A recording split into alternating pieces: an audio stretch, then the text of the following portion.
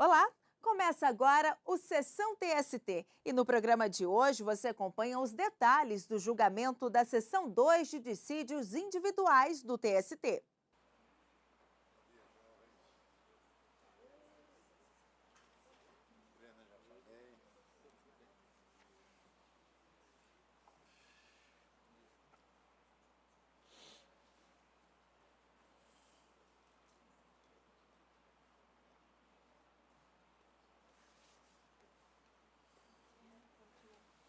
Tudo bem, Malma? Você está bem, querida? Eu vou vendo o senhor. Graças a Deus, tudo em paz. Podemos sentar. Podemos sentar.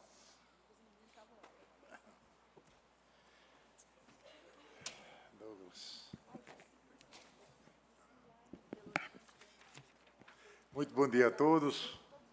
Invocando a proteção de Deus para os nossos trabalhos de hoje, 4 de outubro de 2016, eu declaro aberta a 29ª sessão ordinária da Igreja SDI 2. O cumprimento dos senhores ministros e ministras, a doutora Eliane dos Santos, subprocuradora-geral do Trabalho, senhores advogados e todos que contribuem para o bom andamento da nossa SDI 2. Vamos agora passar ao pregão dos processos, observada a ordem das preferências. Pode apregoar o primeiro. Relatora Excelentíssima Senhora Ministra Adelaide Miranda Arantes, processo RO 486, dígito 23 de 2014, em que são partes Ministério Público do Trabalho da 9ª Região e Souza Cruz S.A. Com a palavra a ministra Adelaide. Senhor presidente, em recurso ordinário em agravo regimental, mandado de segurança da impetrante, tutela antecipada, a hipótese de sentença superveniente e perda do objeto. Observa a ausência de interesse jurídico a ser tutelado ante a ocorrência dos termos da súmula 414, inciso 3 do TST. Conheço e nego o provimento. Quanto ao recurso adesivo do Ministério Público do Trabalho, desse consórcio passivo necessário, considerada a conclusão no sentido não provimento do recurso da impetrante por perda do objeto, fica, de consequência, prejudicada a análise do recurso adesivo. É o meu voto. Muito bem. Doutora Ali. Poderes nos autos, apenas o registro da presença. Presidente. Apenas o registro, obrigado. Pergunto se há divergência. Não havendo, eu proclamo o resultado nos termos do voto da relatora. Vamos ao próximo. Relatora Excelentíssima Senhora Ministra Maria Helena Malma, processo RO 6.672, dígito 60 de 2015, em que são partes Banco Bradesco S.A. e Leni Alda Gandara Esteves. Com a palavra a ministra Maria Helena.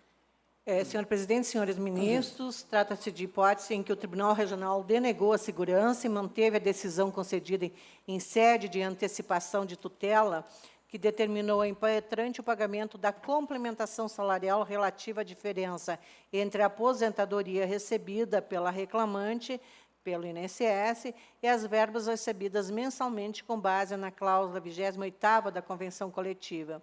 Nesse contexto, a decisão impugnada, amparada no conjunto fático probatório, constante nos autos, considerou presentes os requisitos do artigo 273 do CPC de 73, porquanto inexistentes a verossimilhança e os riscos da demora na solução da lide. Consignou ainda que a mencionada cláusula prevista em convenção coletiva visa a impedir que o empregado, nos casos em que é impossibilitado de desempenhar suas atribuições, sofra a redução dos seus proventos, porquanto acarretaria prejuízos ainda maiores à saúde do trabalhador. Observa-se que não há ilegalidade ou abuso de direito no ato, atendidos que foram os requisitos ensejadores do acolhimento do pleito. Ao contrário, o magistrado convenceu-se de que havia respaldo fático jurídico a embasar pedido feito pelo reclamante com base na documentação dos autos. Recurso ordinário que conheço e nego provimento. Nega provimento. Doutora Ali. Neste caso, senhor presidente, com poderes nos autos, eu requero apenas o registro da presença. Registro da presença. Eu pergunto se há divergência. Não havendo, eu proclamo o resultado nos termos do voto da Relatora. Próximo. Relator excelentíssimo senhor ministro Vieira de Mello Filho, processo RO 41.800, dígito 29 de 2011, em que são partes Danilo Antônio Correia e Telemar Norte-Leste S.A. Com a palavra o ministro Vieira de Mello. Senhor presidente, senhores ministros, cuida-se aqui de ação rescisória ajuizada por Danilo Antônio Correia, calcada no inciso 5º, violação do dispositivo de lei do artigo 485 do CPC de 73, pretendendo desconstituição da sentença proferida na reclamação trabalhista 79.566 de 2007, que julgou improcedentes os pedidos formulados naquela ação. O Tribunal da 17ª não admitiu a pretensão rescisória relativa a doença ocupacional, diferença salarial, integração do ticket de alimentação e responsabilidade no pagamento dos honorários periciais, por inadequação, e aos honorários advocatícios por ausência de pré-questionamento, extinguindo a ação rescisória quanto a estes temas sem resolução do mérito. No entanto, admitiu a ação no tocante ao benefício da justiça gratuita, julgando procedente a pretensão para rescindir parcialmente a sentença, e em juízo rescisório deferiu a concessão do benefício, isentando o reclamante do pagamento das custas. Dessa decisão, o autor opôs embargos, inconformado, interpõe recurso para o Tribunal Superior do Trabalho. De forma sintética, eu estou dizendo no meu voto que, no caso dos autos, verifica-se que as razões do recurso ordinário, que reprisa integralmente os termos da petição inicial, não tocam os fundamentos proferidos no acórdão recorrido, que não admitiu a pretensão rescisória, lastreada em violação dos artigos 1º, 1, 3 e 4, 5º, 74, 133 e 173 da Constituição Federal, 458, 461 e 790-B da CLT, 1º, 2º, 3º e 4º da Lei 1060, 93 e 118 da Lei 8.213, 20, 145 e 431-B do CPC de 73, além dos artigos 186 e 927 do Código Civil Brasileiro, exatamente por uma inadequação e ausência de pronunciamento, e extinguiu o feito sem resolução do mérito. Aqui, na hipótese, incide a súmula 422, porque o recurso deve guardar estrita congruência com a decisão e não respeita o princípio da dialeticidade e, por isso mesmo, limitou-se a repetir os termos da inicial sem afastar os fundamentos esposados na decisão de origem. Por isso que, à luz da referida súmula, eu estou não conhecendo o recurso. Não conhece. Doutor Aref, apenas o registro. Pela empresa recorrida, senhor presidente, com procuração nos autos. Muito obrigado. O voto lhe é favorável, não é? Sim, senhor. Muito bem. Eu pergunto se há divergência. Não havendo, eu proclamo o resultado nos termos do voto do relator. Vamos ao próximo. Relator excelentíssimo senhor ministro Douglas Alencar Rodrigues, em que é revisora excelentíssima senhora ministra Maria Helena Malma, processo ação rescisória 58.361, dígito 39 de 2010, em que são parte Francisco Clóvis de Medeiros e Banco do Estado do Rio Grande do Sul, S.A. e outra. Muito bem. Com a palavra o ministro Douglas Alencar Rodrigues. Pois não, presidente. Trata-se de ação rescisória proposta com o objetivo de rescindir acórdão lavrado no âmbito da 6ª turma desta Corte, ação proposta pelo senhor Francisco Clóvis de Medeiros, figurando no polo passivo o Banco do Estado do Rio Grande do Sul e a Fundação Banrisul de Seguridade Social. Estou observando, senhor presidente, inicialmente que foram agitadas preliminares de impossibilidade jurídica do pedido e de inépcia da petição inicial. No meu voto, eu estou rejeitando ambas, e o faço seja porque a decisão que se pretende rescindir encerra conteúdo definitivo, meritório, portanto, passível de ataque pela via rescisória, seja porque a petição inicial foi objeto de emenda, uma diligência saneadora determinada durante a instrução do feito, e o autor esclareceu a causa de pedir vinculada ao dolo processual, que é um dos fundamentos que animam a pretensão rescisória formulada a este tribunal.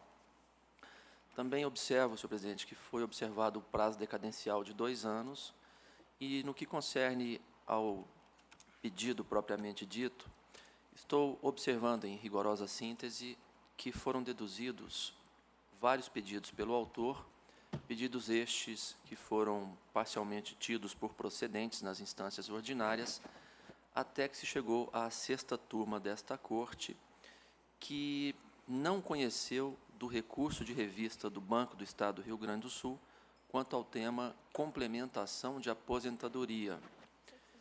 E, por outro lado, avançando no enfrentamento dos capítulos do julgado regional impugnado, conheceu da revista quanto ao tema integração do ADI na complementação de aposentadoria por divergência jurisprudencial e, no mérito, invocando a OJ transitória número 7, excluiu da condenação a apuração das diferenças decorrentes da consideração da aludida parcela nos proventos complementares.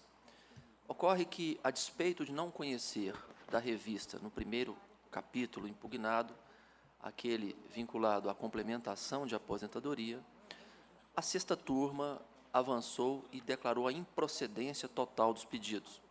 A meu juízo, portanto, está claramente configurada a contradição que configura a violação dos incisos 2 e 3 do artigo 458 do CPC de 73, viabilizando o corte rescisório com fundamento no inciso 5 do artigo 485 do mesmo Código.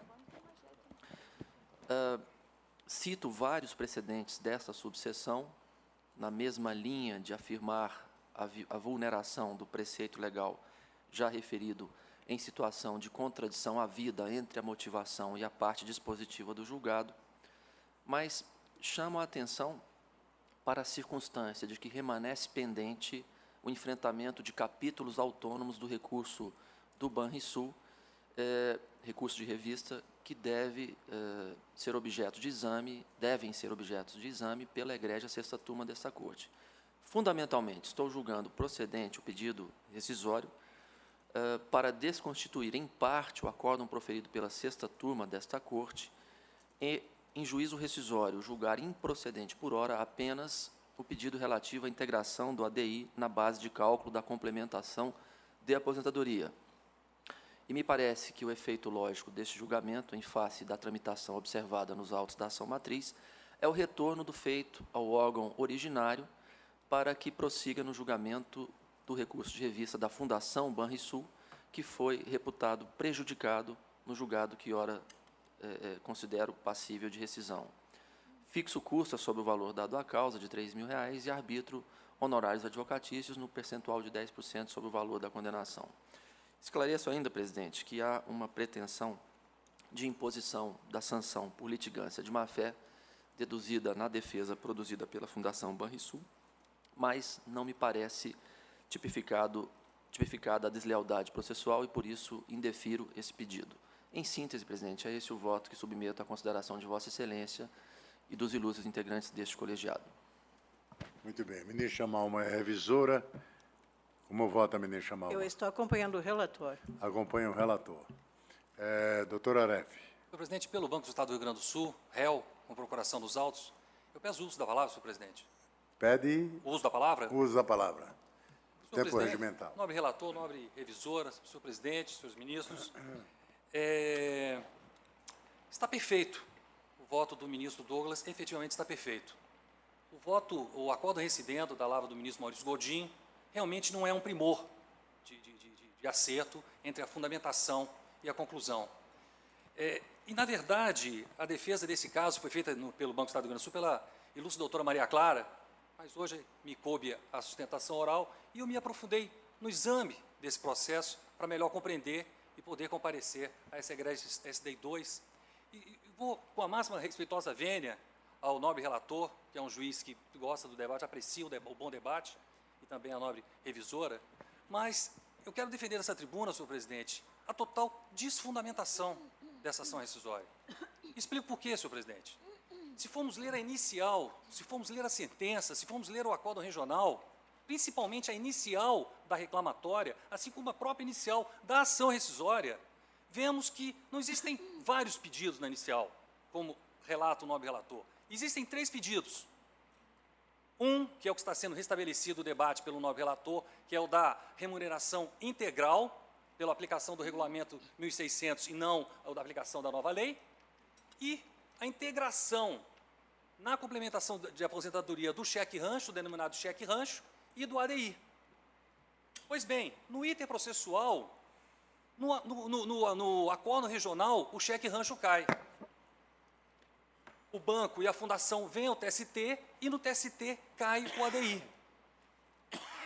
E a desfundamentação, e que nem a emenda que Vossa Excelência determinou ao autor nessa ação rescisória, não consegue explicar qual seria o resultado prático da procedência dessa ação quanto a esse pedido de aplicação da Resolução 1600 no tocante à remuneração, porque toda inicial é construída na busca do cheque rancho e do ADI, na integração da complementação de aposentadoria. Certamente isso levou à conclusão da Egrégia Sexta Turma ao julgar improcedente a ação, porque ela foi ao regional e viu o cheque rancho foi excluído e o reclamante não recorreu. E agora estamos excluindo o ADI. Pelo que, efetivamente, não há resultado prático para a aplicação da Resolução 1600 no caso concreto.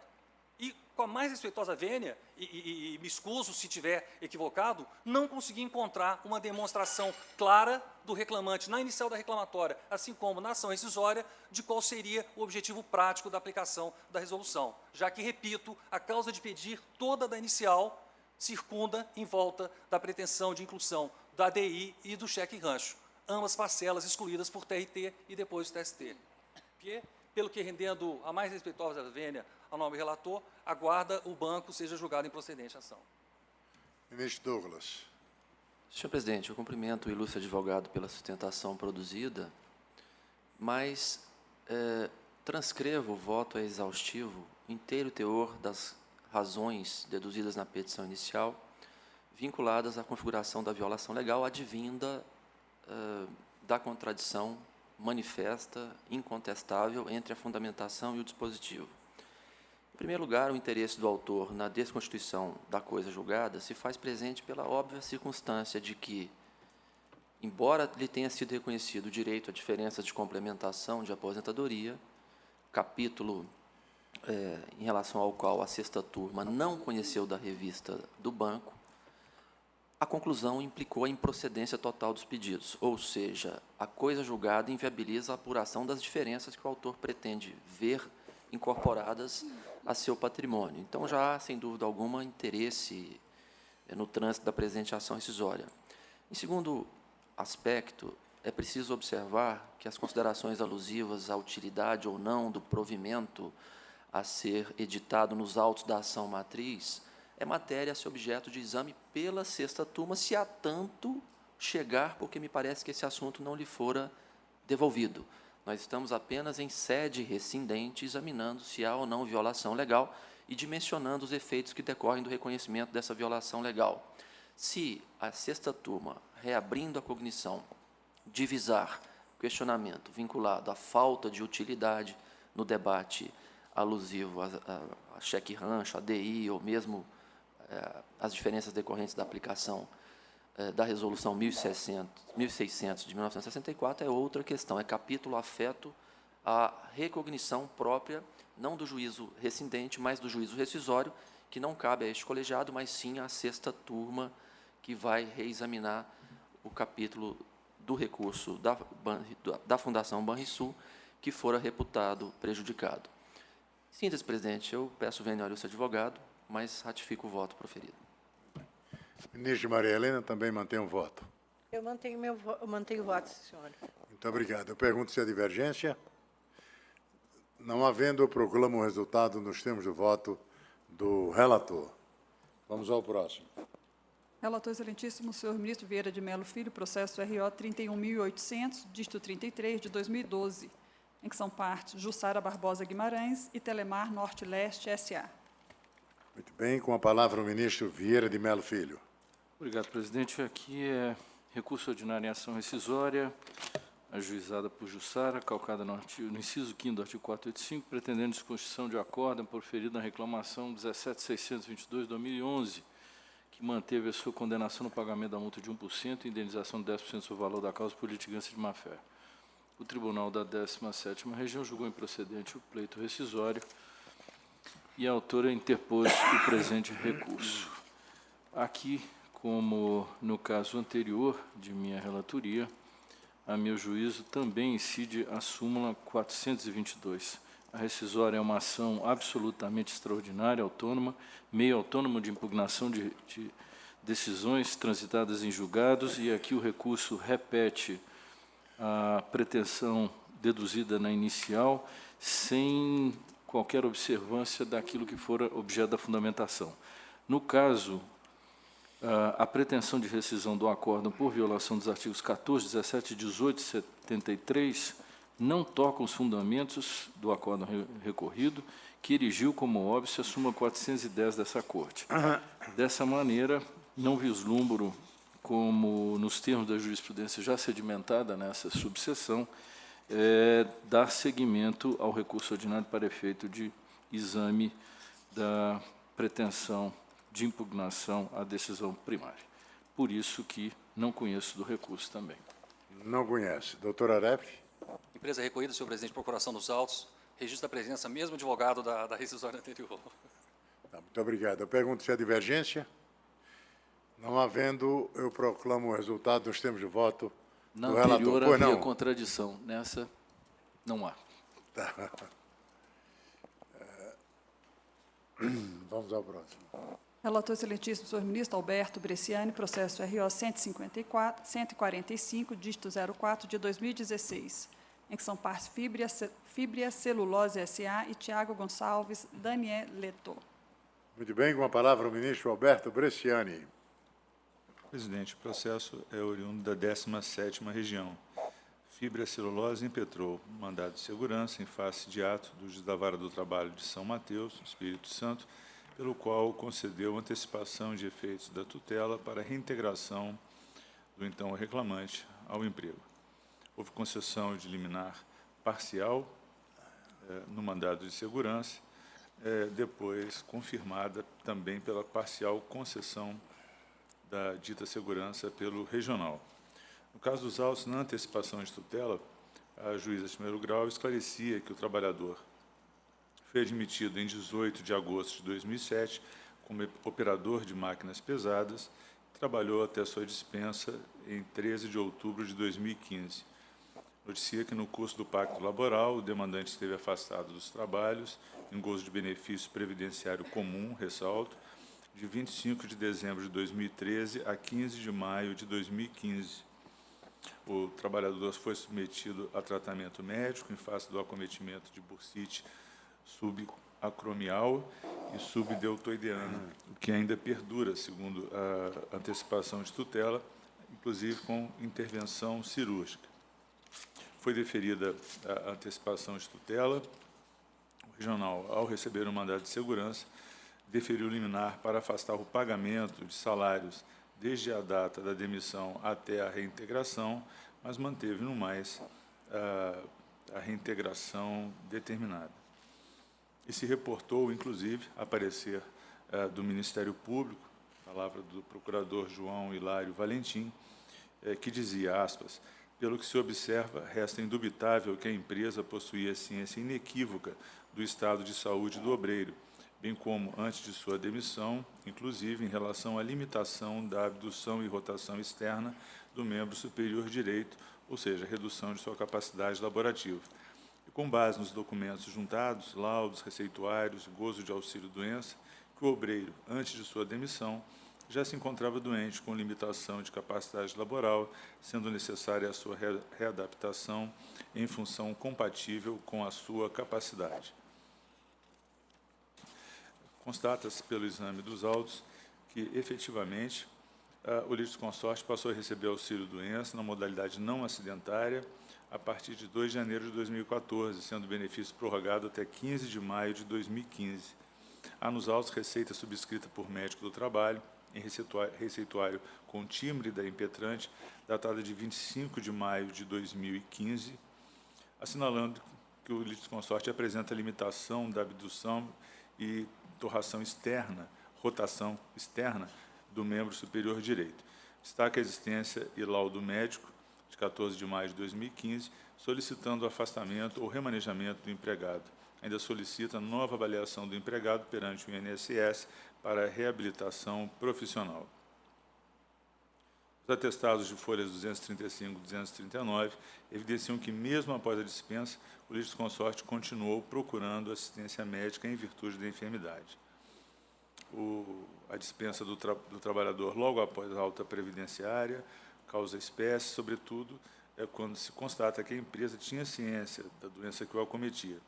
A circunstância é objeto da reclamação trabalhista, a que se trata de impugnação de antecipação de tutela e também se busca a caracterização de doença profissional. Por isso, dentro dos limites de pesquisa permitidos no âmbito da antecipação de tutela e do mandado de segurança, pelos fundamentos postos, eu proponho que se negue provimento ao recurso ordinário. Nega provimento. Doutor Aref. Senhor presidente, pela empresa recorrente, tendo em vista a jurisprudência firme da SDI sobre a matéria, requer o registro da presença. Muito obrigado, doutor Aref. Eu pergunto se há divergência. Não havendo, eu proclamo o resultado nos termos de voto do relator. Vamos ao último. Relator excelentíssimo, senhor ministro Douglas Alencar Rodrigues, processo é DRO 920, dígito 86, de 2015, em que são partes José Vicente de Medeiros e EL Comercial de Calçados LTDA. Com a palavra o ministro Douglas. Senhor presidente, senhoras e senhores ministros, trata-se de embargos de declaração a acórdão proferido por esta subseção, no qual enfrentamos uma questão extremamente interessante, que é problematizada de tempos em tempos, e que envolve o cabimento do mandado de segurança contra a decisão de caráter interlocutório, proferida em fase de cumprimento da sentença, na qual se rejeitou exceção de pré-executividade. A questão relativa, e isso vale talvez para os alunos presentes, a questão relativa ao cabimento do agravo de petição contra decisões proferidas em fase de cumprimento da sentença, sempre nos tem instigado, provocado reflexões e debates profundos na perspectiva da garantia máxima do acesso amplo à justiça.